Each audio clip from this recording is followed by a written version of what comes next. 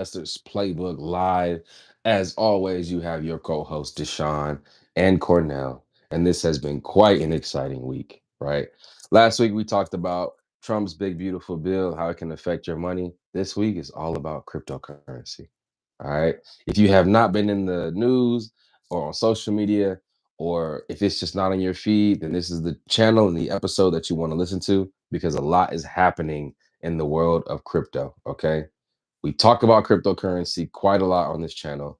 So if you have had a chance to listen to some more of our older episodes and actually looked into the power and the really the value of cryptocurrency, um, then you will definitely want to tune in because again, a lot is happening. So Cornell, exciting week, bro. Exciting week for sure, man. What is the most exciting thing that has happened over the past week, and then what's up with this upcoming week? All right. So, what's been exciting for me personally when it comes to cryptocurrency in this past week? Bitcoin is hitting all time high after all time high. So, I know earlier in the week, it had finally hit 112, which was a new all time high. And then yesterday, Bitcoin hit $119,000. Man, I'm hyped about this for a few different reasons. Because of the, for one, we put a lot of people on Bitcoin, man. Just like I know our 10th episode was all about Bitcoin. We explained it because a lot of people they just see Bitcoin as a digital asset, right? Well, they see it as a cryptocurrency, but we explained to them how it can be an asset, why Bitcoin is innovative, and how it can change our lives in the future. So I think that we added a lot of insight on these previous episodes. So the fact that we put a lot of people on, and if anybody bought Bitcoin anytime before yesterday, you're up right now. So it's always a good feeling when you've given someone information and they thrived off of that information, and they're spreading the word because that's what we're here. That's the reason why we're here is to make people's lives better, to show people how to make money, to give people, we're pointing people in the right direction for them to do their own research about whatever we're talking about. And in this case, it was Bitcoin. And so far, we're right about the investment.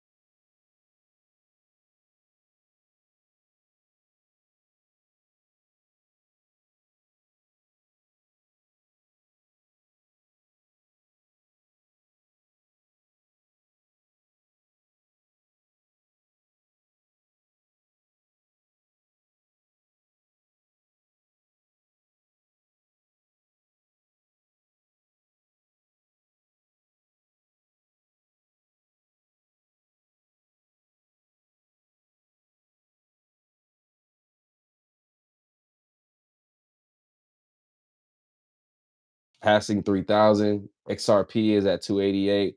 The rest of the cryptocurrencies, I'm not really sure. But yes, cryptocurrency is definitely on everybody's mind, everybody's timeline. Um, and I just want to also say, appreciate y'all in the chat. Y'all are going crazy in the chat. Okay. Uh, appreciate you all engaging with one another. But yeah, if you're here, what we're talking about is cryptocurrency. Does anyone in the chat own any Bitcoin or any Ethereum or any XRP? If so, like, let us know. And if not, let us know why not. All right. Because clearly, digital assets is a way of the future. Um, I don't think it's going anywhere anytime soon. And we're seeing more and more adoption of this digital currency, not just in our world that we live in, but and also the widespread world, right? The US government is starting to become more and more adopted, or they're starting to adopt more and more into the lives of cryptocurrency, which brings me to what people call stable coins. right? Me and Cornell have done a good bit of research on these stable coins. Um, and what we've learned is that stable coins, according to Google, stable coins are a way to control the volatility of cryptocurrency. Now, I'm not gonna lie, when I look at stable coins and I hear that, I'm thinking, all right, what is the difference between a stable coin and because a lot of times stable coins are pegged to the US dollar. I'm like, all right, so what's the difference between a stable coin and the US dollar? What they're saying is that it's a way to keep your assets digital without converting them to fiat currencies. They're also using it as a way to, do transactions. So people are buying and selling with things like USDT and USDC. Um, I personally think that it is a way for the US to kind of convert its main form of currency to a digital asset. That's what it looks like. It might not happen in the near future, but it's definitely seeming like that's the path that it's going on. So stable coins are a thing that's happening now, and they're promoting that you invest in stable coins. But again, as always, with everything we talked about, please do your own due diligence. Whether you're investing in Bitcoin or stable coins or Ethereum, make sure that you understand the asset that you're investing in. Okay. So definitely wanted to add that. But this upcoming week, there's even more cryptocurrency news happening. All right. Cornell, what's happening starting tomorrow, July 14th? A uh we're starting what they call crypto week, which lasts 5 days. And the thing why this matters is that it's giving more legitimacy to cryptocurrency. This comes to like the public, of course, they're seeing this, and also legislation. Like people are passing more bills. There's more, um we're gonna see more things about Bitcoin and the rest of the cryptocurrency come into play. I think there, I think soon we're gonna see a lot less of these meme coins. That's what I'm hoping for, and we just see more of the adoption of legitimate cryptocurrency, digital assets. And I just want to put like a spotlight on, like at first, back in 2015, 2018, in the earlier days, you would only see like these meme accounts talk about cryptocurrency. It would like you it wasn't anything reputable speaking about it. And if they were speaking about it, like Warren Buffett or things of that nature, or people of that nature, they were talking about it in a negative way. But now you're seeing these very reputable businesses like Fidelity, BlackRock, Yahoo. You're seeing these very reputable businesses speak positively about Bitcoin. And now people are building Bitcoin reserves. So when you start to see countries, states, reputable businesses adopt something like crypto, like Bitcoin, at what point are you going to say, okay, maybe it's my time too? Because like really, last year when they came out with these Bitcoin ETFs, that should have been a bad signal for everybody. We said that in an earlier episode, but I'm standing 10 toes down on that. Like when that happened, Bitcoin was probably like 45,000. Now Bitcoin is $118,000. Crazy, man. It's That's insane. almost a 200% gain, almost Yeah. Yeah. in a year and a half, roughly a year and a couple months. Like again, Bitcoin has done things that no other asset has done. It has the volatility when zooming in might look, I don't know if it even looks scary. When you zoom out, you see the potential for growth. You see it go from something like 40,000 to 70,000 to 100,000 to 70,000 to 112,000 to 90,000. And the way it moves, like if you're in the moment, it might seem frightening, but just like how we always preach, right? The day trading, the getting in, getting out, trying to time the market, that is what makes Bitcoin, that is what make losers. That's what makes losers of Bitcoin. When they try and buy it as it's rallying up, like park your money, buy it, sit on your hands, or buy it, wait till the dips, buy more. Just a suggestion, not advice. You know what I mean? So, yes, we have been talking about Bitcoin for a while now, like over a year. We've been expressing um, the potential of it, and we're seeing what it's doing and how it's being adopted by multiple powers. Right, like the U.S. government starts their crypto week tomorrow. They are going to be doing. They're going to be bringing to the House of Representatives three major bills, all geared towards cryptocurrency. The first one is called the Digital Asset Market Clarity Act of 2025. It pretty much seeks to clarify oversight, responsibility, and enhance transparency, promote innovation in the digital asset market. What they're trying to do is better understand, become more transparent on all these digital transactions that are happening. Cornell mentioned that when cryptocurrency was um, growing and people were getting more acclimated to it, there were so many scammers, so many people trying to wiggle their way around, um, like getting stealing people's money, right? Putting fake wallets out there, or doing like man in the middle attacks where someone tries to send their money and now their money is poof gone, or all these cryptocurrency ledgers where you're putting your money into this altcoin only for it to poof and disappear, or someone rallying an altcoin. Like we got caught with a couple of them. Safe Moon was one that, it just didn't work out. um CRO hasn't worked out. You know what I mean? But these are the ones that people got behind and they backed. And what I think this Clarity Act will do is kind of wrangle that up a bit. That's one. There's another called the Anti CBDC Surveillance Act. All right. And then there's a third that's called the Senate Genius Act. The Senate Genius Act is all about stable coins. Um, so, again, as you look at the news this week, try and pay attention to some of the crypto news that's happening, because it's going to be big. You're probably going to see it all over things like Fox, CNBC, because it is apparently crypto week starting tomorrow. So, yeah, just pay attention, get off the sidelines, make some moves. Oh, Cornell, you wanted to mention Robinhood too. Because something big happened. So, staking.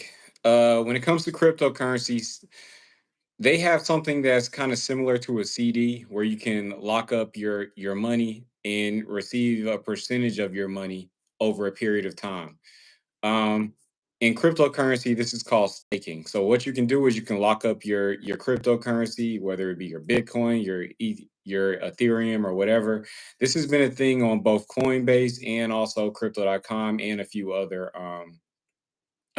brokerages, crypto brokerages, right? Or wallets. I'm sorry.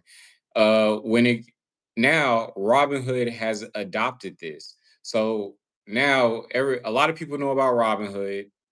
It's a very reputable company that people have been using to buy stock and things of that nature. Now you can open Roth IRAs, but now they have gotten to the point where they allow you to stake cryptocurrency. Right now, they only allow Ethereum and Solana, but I'm hoping to see more adoption um, in the near future, especially Bitcoin. That's what I'm really looking forward to. Once that happens, it's game over.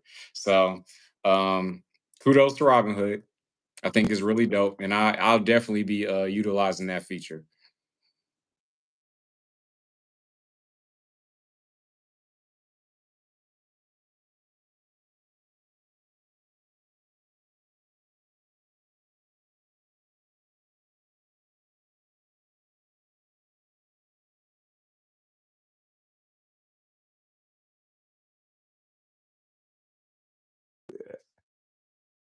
Yeah, it might have been. It might have been 2020, when we first started staking. And now 5 years later, you have Robinhood allowing you to stake things like Ethereum, which is crazy. Yeah, I don't know. It's insane seeing it all happen, especially knowing that these are things that you have been talking about, and trying to just explain to people what it all means. Um, so hopefully, I'll go ahead. Like we're seeing it all happen. There's a lot of people like watching us talk about it, but they're not, doing the research themselves. We got information is being moved across the internet faster than it ever has. So a lot of times when I'm talking to people, I'm gonna be like, "Hey, do you deal with Bitcoin?" They're like, I don't know what that is." You don't know what it is because you haven't looked. You see what I'm saying? It's like, have you? 'Cause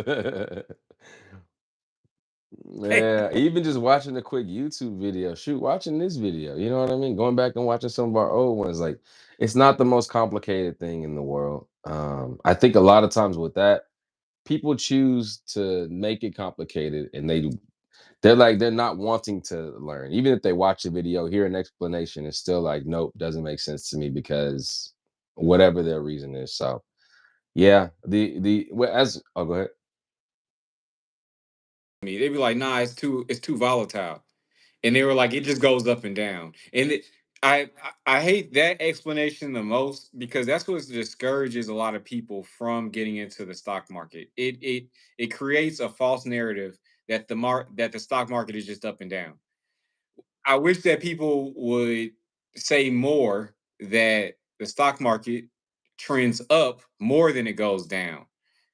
Yes, it has its dips, but it's more up. Like if you look at the lifetime of the stock market, it's up.